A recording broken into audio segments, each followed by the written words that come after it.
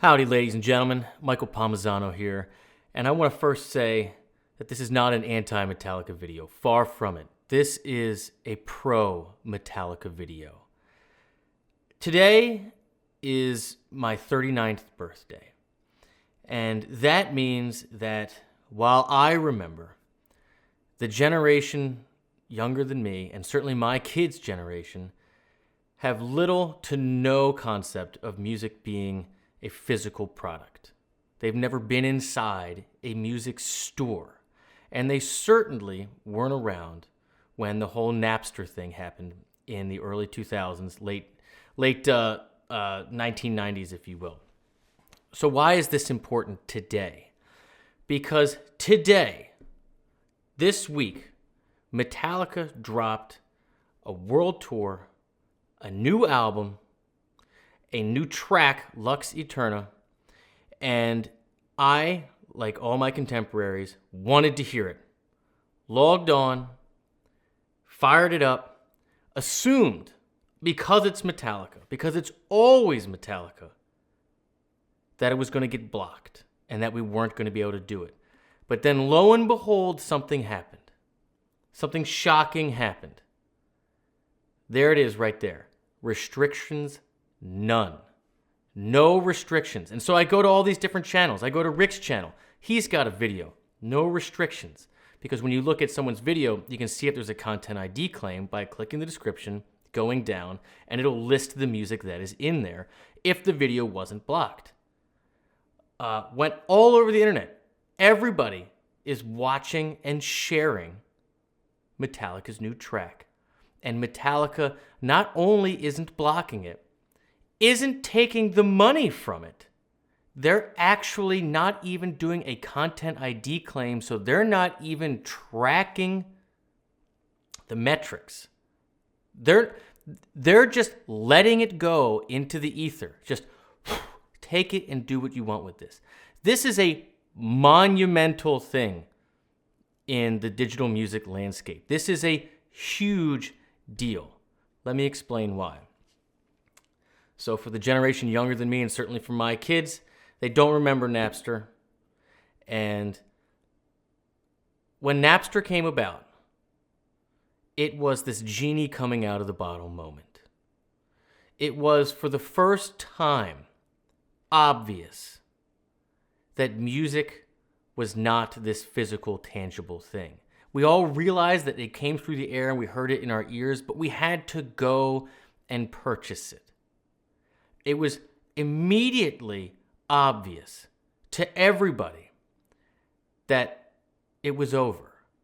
We don't know what it's going to look like. We don't know what it's going to turn into. But we're not buying something we hold in our hands anymore.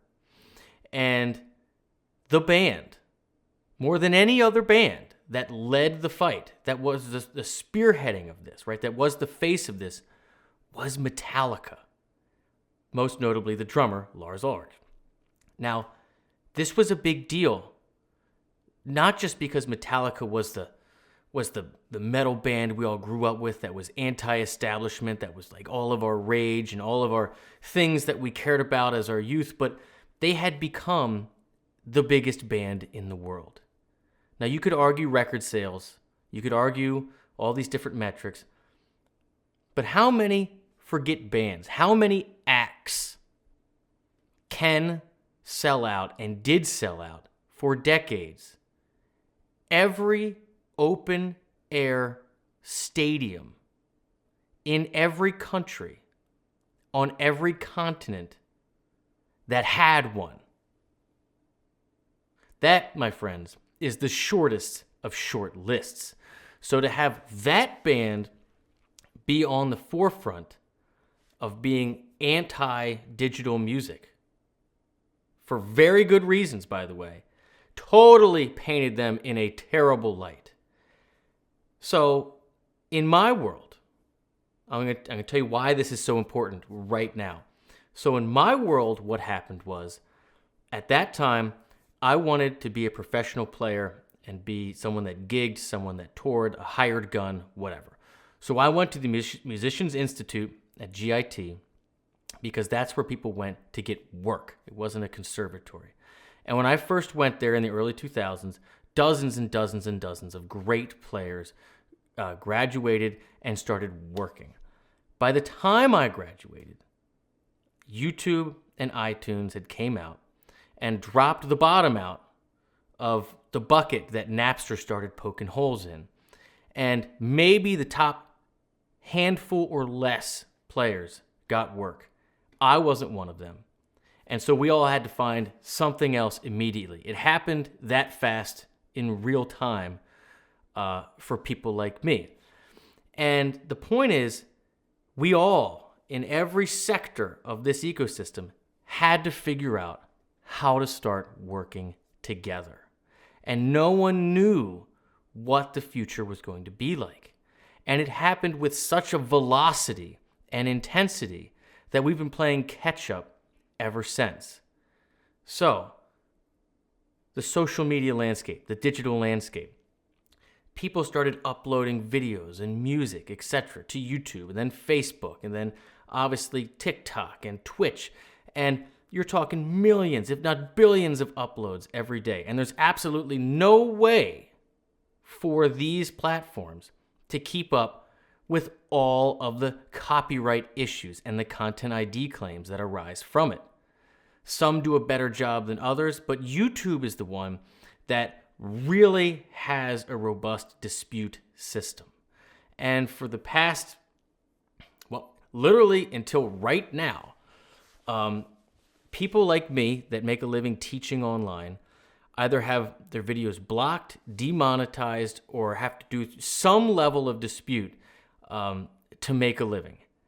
I just did a quick search on my Gmail and searched YouTube dispute, and I had 818 pings in my email. 818, okay? I consider myself an expert on YouTube fair use,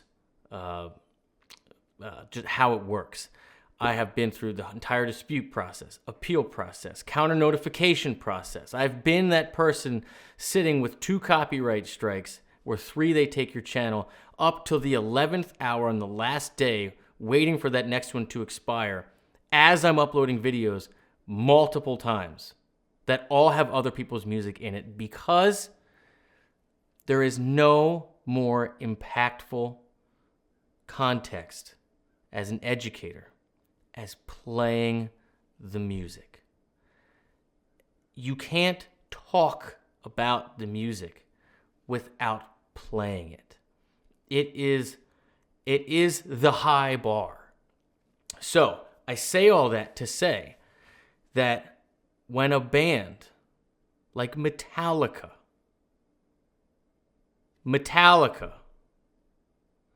puts out an official video with a world tour, where they're doing 2 nights in each city in stadiums, doing a 50-yard line at the round, with 4 different opening bands, including the Pantera tribute band, and you arrange all of this, you don't forget to set your content ID settings. This, my friends, is an olive branch. This, my friends, is a signal that we are ready. We are ready to work together. Mr. Beast has a very famous tweet, which I'm not going to write. I'm not going to say the whole thing on air because it's explicit. But basically, he says major music labels should stop copyright striking YouTubers every opportunity it gets, and instead let us use their music, and then we all rally and get them tens of billions of impressions. That's what Metallica's doing. The younger generation, younger than me, and my kids' generation, they get internally. There's an intrinsic nature. There's an intuition is the word I'm looking for. That having the whole internet share your music or whatever it is the best free advertising that exists right now. And for Metallica, the ones that went through all the muck and mire and Lars being on the front of all of this, for them to be the ones to just out of nowhere launch a world stadium tour in 2022 and 23, a multi-year tour at this magnitude, and put this record out, and to purposely not even do content ID claims. Forget about demonetization or sharing revenue. Nothing. No restrictions. That, my friends, is on purpose. For those of us that know what we're seeing, that live and breathe this every day, that is a big deal. And it is appreciated, man. It is noticed. It is appreciated because here's the thing. Up until this point, we haven't been able to have a communication about how we exist together. It is my gut feeling that fair use, now, quick backdrop. Fair use is why CNN can play clips of Fox News and they don't have to go to court every single day to use every single clip because they've figured it out, right? My gut feeling is that for the first generation or two in print, it took a little bit for everybody to have the appetite to figure out how to work together. And in radio, perhaps it took a generation or two for everybody involved to gain the appetite to work together.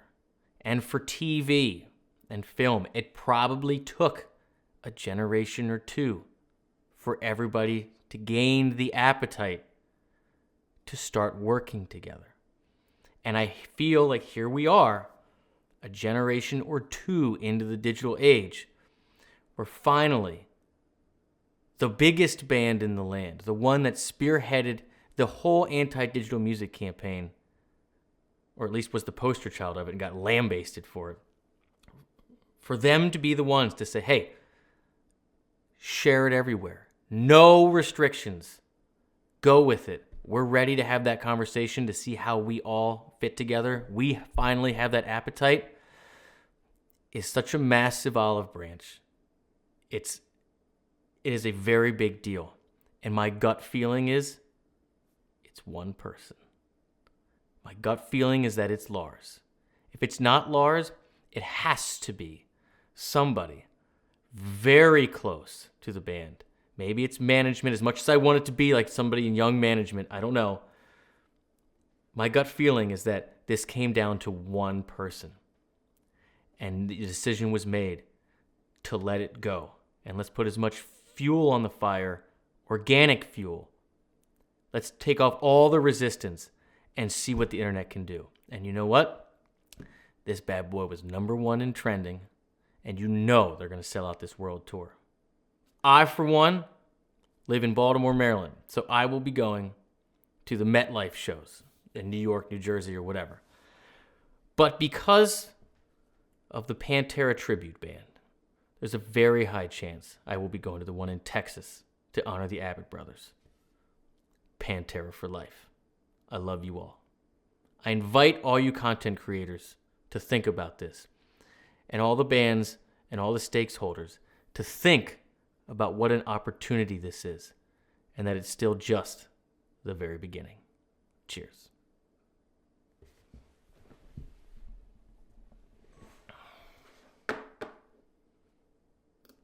Fuck it. Putting it up.